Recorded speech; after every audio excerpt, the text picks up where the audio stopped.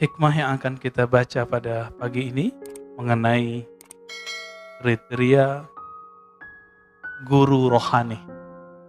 Dalam bahasa ahli zikir disebut mursyid atau disebut murabbi. Kalau bahasa kita kiai rohani. Kiai banyak, tapi yang membimbing kita siapa? Ini yang disebut murabbi ya, atau mursyid. Sebelumnya mari kita mulai kajian ini dengan berkahan surah Al-Fatihah. Semoga Allah membuka hati ini, pikiran ini, dan kebaikan-kebaikan di bumi ini. Al-Fatihah. A'udzubillahi minasyaitonir rajim. Bismillahirrahmanirrahim.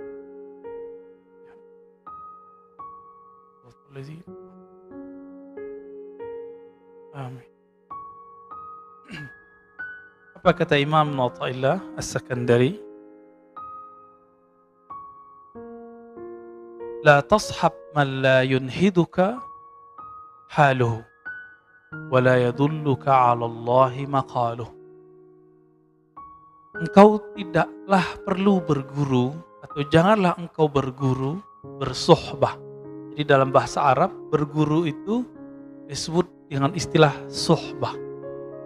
Suhbah itu artinya kita bersahabat karib, dekat dengan seseorang yang mana kalau dia berbuat sesuatu, perbuatannya itu memberi efek ke dalam diri kita. Disebut dengan suhbah. Apa kata beliau? Jangan engkau bersuhbah, bersahabat dengan orang yang halnya, keadaannya dia tidak yunhiduka, tidak menumbuhkan nahdah. Apa arti nahdah? Kebangkitan rohani. Jadi kalau kita duduk bersamanya, melihat amalannya, bahkan melihat diamnya, itu membuat hati ini semangat untuk memperbaiki diri. Nah, berarti sudah mulai ketemu nih gurunya siapa. Jadi ketemu dia, kita kemudian sibuk dengan memikirkan bagaimana membersihkan diri, bukan untuk menjudge orang lain. Nah, ini coba hati-hati. Kalau ketemu guru, ketemu dia, bikin kita ingin mencari pisau, mencari senjata untuk nyalahin teman. Itu bukan guru antum yang hakiki. Ya, itu setan berbaju ustadz. Mohon maaf ya. Jadi setan itu bajunya banyak, Pak. Pada waktu menggoda Sayyidina Adam, itu setan mengatakan, inni laka nasihun amin. Aku ini wahai Adam, nasih, pemberi nasihat, guru, kira-kira begitu. Guru yang amin, yang terpercaya. Kenapa Nabi Adam kemudian terpedaya? Karena Nabi Adam tahu, iblis itu sudah ribuan tahun menjaga surga. Maka nasihun amin itu kalimat pendek, maknanya, hei Adam, saya ini sudah ribuan tahun di surga. Nama Arabnya iblis apa? Iblis itu gelar, Pak. Nama Arabnya Haris, penjaga surga. Nama bahasa Aramaiknya, bahasa Ibrani lamanya Azazil. Azazil itu ditulis dalam tafsir Ibnu Katsir dan tafsir-tafsir yang lain. Ternyata iblis itu ketika menggoda orang gak pakai kata-kata kotor. Dia pakai kata-kata yang lembut. Nasihun amin. Jadi gak ada iblis ngomong kasar, gak ada. Iblis pasti ngomongnya lembut. Pakai ayat, pakai dalil. Hati-hati Pak.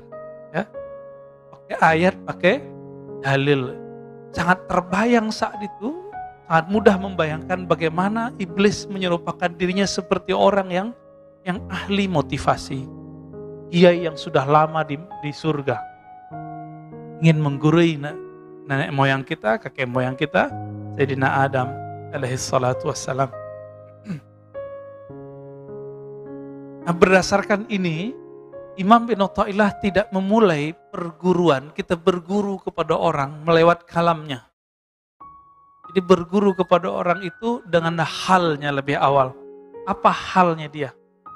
Hal itu, Bapak Ibu yang makan Allah, artinya sesuatu yang berubah darinya. Jadi orang ini kalau dia berubah, bagaimana perubahannya? Apakah kalau dia berubah kondisinya, halnya dari duduk ke berdirinya, dari diam ke berbicaranya, membuat kita terkoneksi kepada Allah, semangat untuk beribadah atau tidak? Dia kalau beramal sesuatu membuat kita terinspirasi untuk mengamalkannya atau tidak? Kalau iya, berarti dialah murabbi kita. Dialah mursyid kita. Gitu. La tashab man la yunhiduka haluh. Kamu tidak perlu berguru kepada orang yang halnya dia tidak membuat kamu bangkit. Wa la yadulluka 'ala Allahi maqaluh. Kalau dia berkalam, kalamnya tidak menunjukkan engkau ma'rifatullah, mengenal kepada Allah. Nah, ada orang kalau kita berteman sama dia bikin kita semangat. Separuh dari syarat kemursyidaan ada pada dia. Tinggal yang satu lagi. Apakah kalamnya berisi ma'rifatullah? Maka kesempurnaan seorang mursyid, seorang murabbi itu buah bibir di sini. Buah bibir di sini, Pak. Jadi setinggi-tinggi makom seseorang, katanya nembus langit, katanya nyantri di langit, terserah dia. Nanti ketika dia berkalam, apa kalamnya? Ini yang paling penting, Pak. Karena kalam itu tanpa dia sadari dia bisa naik ke atas lagi, atau dia Allah taruh ke tempat yang lebih rendah. Begitu dikatakan dalam riwayat Imam Al-Bukhari. Jadi banyak orang berbicara, dia tidak sadar kalamnya ini membuat makamnya naik. Tapi juga banyak orang tidak sadar ketika dia berbicara, kalamnya membuat Rasulullah tidak mau lagi memandangnya. Termasuk orang berbohong atas nama Nabi Shallallahu Alaihi Wasallam itu haram hukumnya. Secara rohani dia sudah di blacklist, nggak masuk ke dalam daftar aulia. Apalagi kalau tidak tobat kepada Allah Subhanahu Wa Taala. Ini lagi banyak ini ya.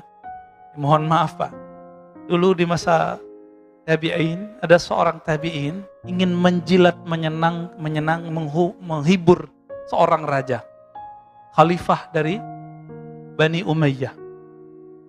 Si khalifah ini suka main burung. Untuk menghibur sang raja, apa kata dia?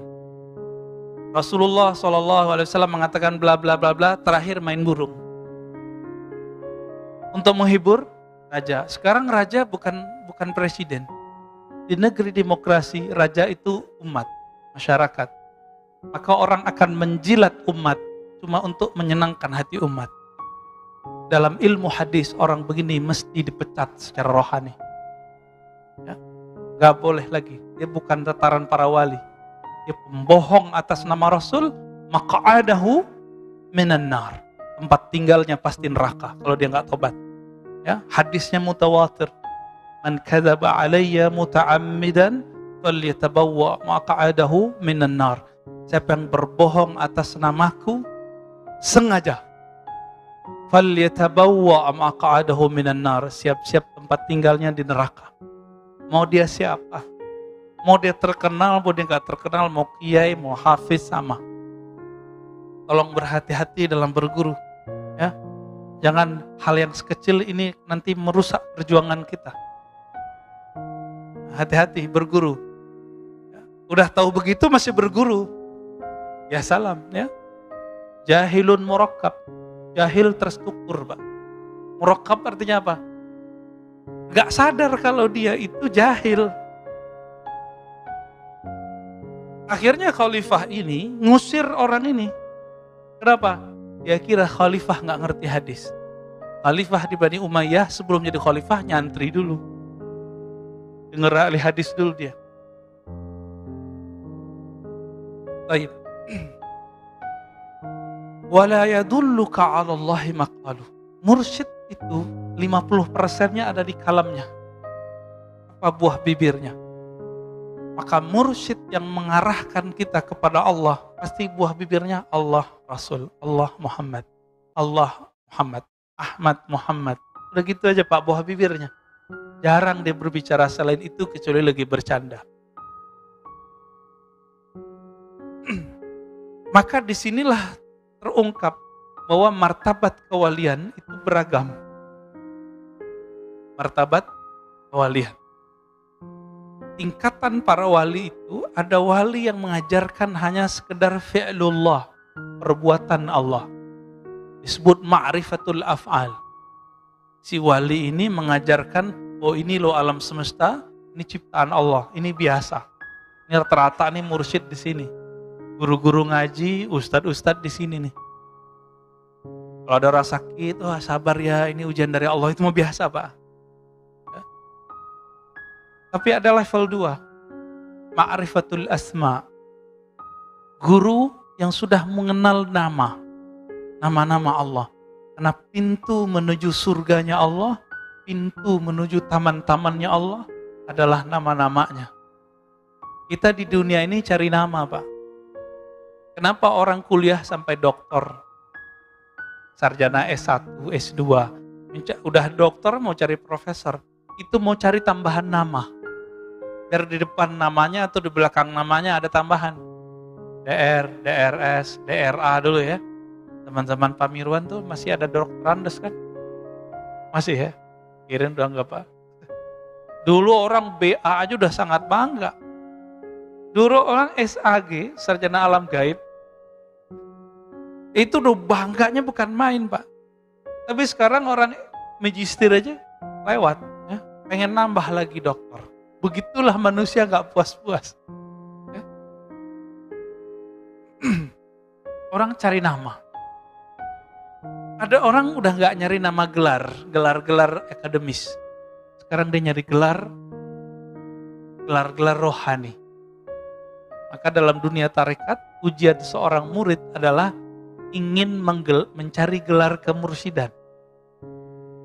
Nah ini ujian para salik. Ingin dapat ijazah dari gurunya supaya disebut sebagai mursyid. Nanti di depan namanya ada gelar syekh. Oh, itu berat itu.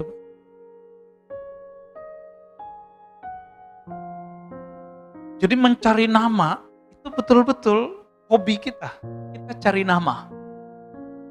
Mulai dari gelar, nggak cukup di situ, di masyarakat orang mau cari gelar. Pak RT, Pak RW, itu gelar juga. Kiai. Nah, kiai ini kan terbagi 2. Ada kiai yang diberikan oleh guru, ada kiai yang diberikan oleh jamaah. Mana yang lebih tinggi Pak? Jamaah apa guru? Yang ngerti ilmu itu jamaah apa guru? Jadi, kalau antum ini jadi ustadz, ditinggalin jamaah gak usah sedih. Tapi kalau ditinggalin sama guru, kita bisa sedih Pak. Paham di situ? Kita ini beda sama jamaah gak apa-apa. Tapi jangan beda sama guru kita. Inilah perbedaan orang bersanad dengan tidak bersanad. Dia tidak takut dengan jamaahnya. Dia takut kalau ketemu gurunya, dia salah fatwa. Hari ini kita saksikan orang takut sama jamaahnya. Orang takut sama umatnya. Akhirnya ngibulin umat. Berfatwa yang menyenangkan umat. Bukan berfatwa yang kemudian membuat guru-gurunya ridho. Kalau guru kita ridho, Rasulullah pun ridho. Kalau Rasulullah ridho, pasti Allah pun ridho. Ini yang saya sebut tadi. Jika dulu orang menjilat kepada raja-raja, karena dulu monarki, di zaman Bani Umayyah. Sekarang raja itu rakyat, umat. Maka orang sekarang kan menjilat kepada umat, mencari popularitas. Takut ratingnya jatuh. Takut gak dipanggil ustadz lagi. Takut gak ngajar lagi. Maka dia berbohong atas nama Rasul, berbohong atas nama Allah Subhanahu wa ta'ala. Na'udzubillah min dzalik. Jadi hati-hati cari guru, jangan merusak rohani kita cuma karena kita berguru kepada orang seperti ini. Bapak Ibu yang Allah, satu kali Nabi SAW ditanya mengenai man khairun nas. Di riwayat lain, man awliyaullah. Siapakah manusia terbaik? Siapakah wali-wali Allah? Apa kata Nabi? Orang-orang yang jika engkau memandangnya, membuat kita teringat Allah Subhanahu wa taala. Berkumpul dengan mereka, berkalam-kalam dengan mereka, membuat hati kita terarah menuju Allah Subhanahu wa taala.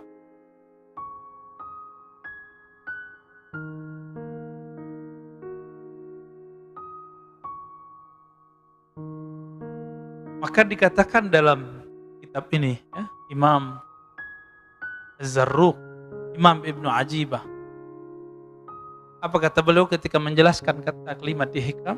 Was-suhbah fit tariq amrun kabir.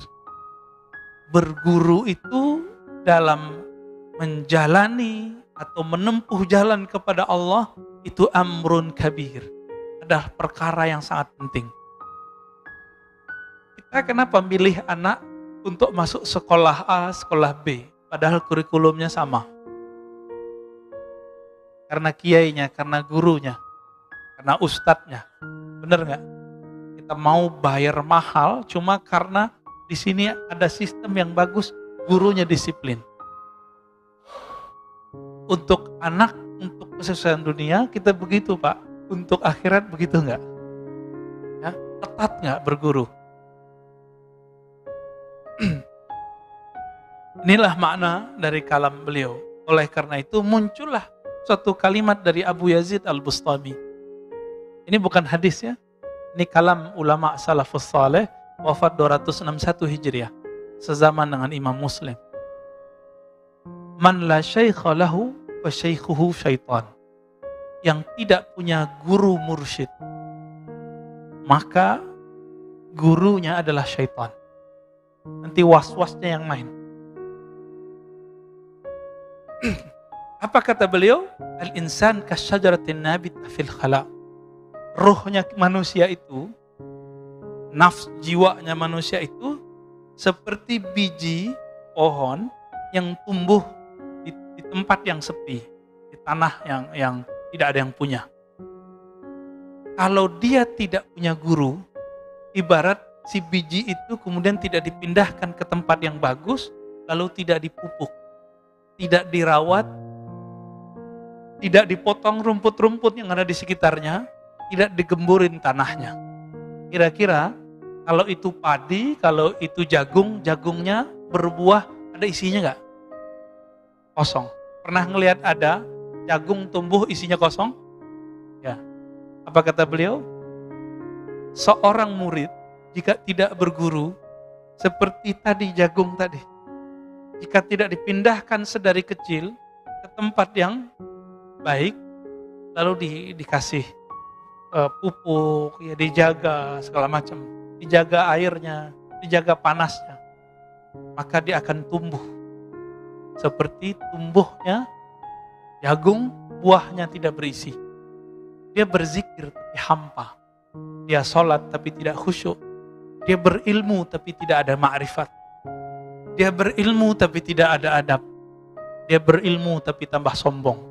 Ini dia ciri-ciri orang yang belajar sendiri. Sombong, ternyata buahnya kosong. Hati-hati Pak. Ada juga orang yang dirawat, tapi dipetik sebelum mateng. Nah ini ada lagi nih kasusnya. Dia sudah dirawat, tapi nggak sabaran. Dia dipetik sebelum mateng. Kalau pisang dipetik sebelum mateng, gimana Pak? Kira-kira begitulah. Inilah yang terjadi. Cuma bisa disubstitusi. Dipotong-potong dan kasih garam lumayan enak juga. Ya, cuma segitu doang Pak. Nah inilah yang disebut talbisu iblis, garam-garam ini. Dia belum mateng kok, dipaksain. Cuma kalau dia udah mateng, ini tidak ada akhirnya. Nikmatnya bikin candu. Inilah orang yang berguru, kalau dapat zikir, zikirnya akan bikin lazah di sini, ada kelezatan luar biasa dalam hati. Tapi lezat ini terserah Allah, kapan Allah mau kasih. Tapi sekali dikasih kelezatan, kita mau cari terus kelezatan itu. Itulah sebabnya kita mau antri di rumah makan yang enak. Kenapa? Kita nggak sabar. Jadi lidah Ya cuma sejempol Pak lidah kita, itu bisa memperbudak orang mau antri. Benar gak?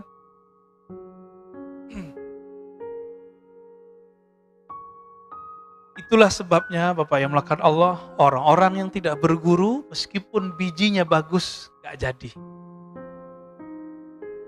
Tapi ada orang udah tumbuh nih, udah agak sedang tumbuhnya. Dilihat oleh seorang petani, wah ini kasihan nih kita pindahin, gak telat kok, masih bisa tumbuh. Sebelum nyawa ini berpisah dengan badan, belum ada kata telat. Berguru, cari ahli ma'rifatullah yang bersyariat, yang mengindahkan syariat dengan kalamnya. Ya? Ada orang soleh secara zahir, tapi kalamnya merendahkan orang, berbohong atas nama Rasul. Kita nggak masuk itu. Kita nggak masuk itu, Pak. Ya? Ini sudah melanggar adab-adab Nabi. Nah di sini bagian terakhir yang mau saya sampaikan. Masih panjang ya, mau syuruk. Ada kriteria syekh yang ideal. Mau cari guru yang ideal, ini dilengkapi di sini oleh Imam Ibnu Ajibah mensyarah kitab Hikam.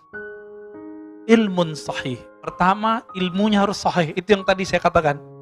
Ilmu yang sahih itu, ma'rifatnya tidak membuat dia membatalkan syariat.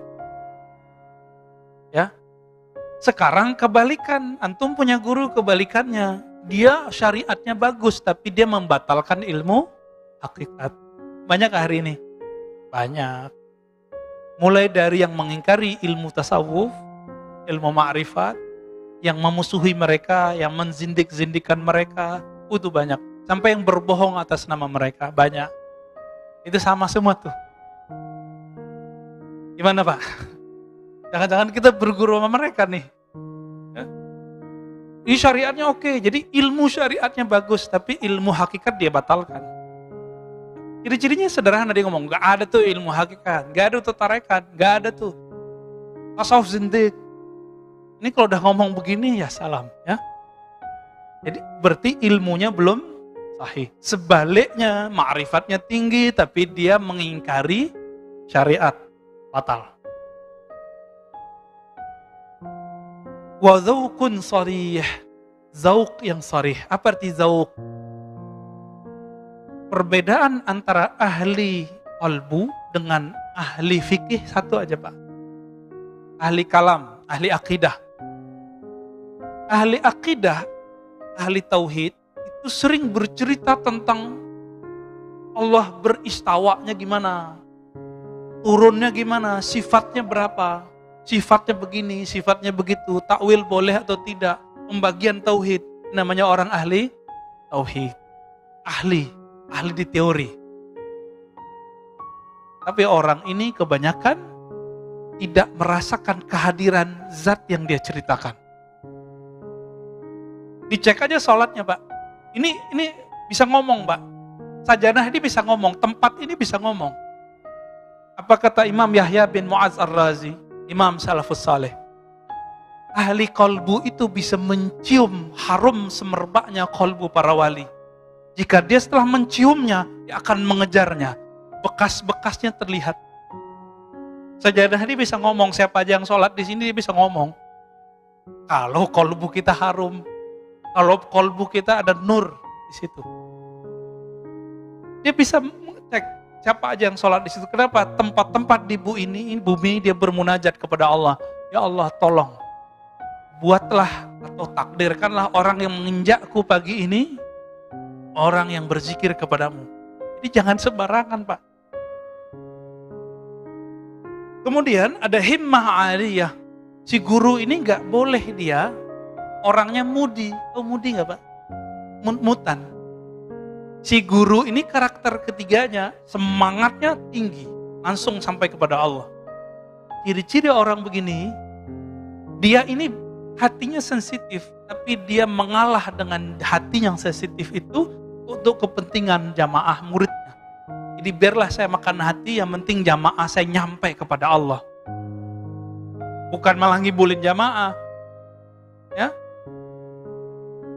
Dia mau berkorban untuk muridnya, berdoa untuk muridnya, siang malam dia mendoakan muridnya, melebihi dia mendoakan anaknya sendiri. Ini yang disebut himmah aliyah. Udah ketemu belum Pak guru begini? Mendoakan murid tiap hari. Orang tua aja cuma doain anaknya biar dapat rezeki yang banyak. Mana orang tua berdoa, ya Allah, kumpulkan kami bersama keluarga kami, anak-anak kami di surga. Lapangkan rezekinya, masukkan dia ke surga. Jarang kan yang doa begitu? Rata-rata berizki. Kayaknya hidup rezeki doang. Kalau guru lebih dari itu, guru mendoakan, ya Allah mudahkan hidup murid-muridku. Kumpulkan kami bersama nabimu di surga. Guru Pak. Ini yang disebut himmah aliyah. Himmahnya gak cetek. Ya? Maka guru begini, dia punya akses syafaat. Walaupun dia tidak bisa memberi syafaat secara mutlak, dia harus dapat izin dulu dari Nabi Muhammad SAW. Wahalatun mardiyah. Nah, kondisi orang ini, kondisi itu ada dua. Kondisi rohani, kondisi fisik. Kondisi di sini adalah kondisi rohani. Kalbunya hanya berisikan nama Allah, ma'rifatullah, bukan dunia.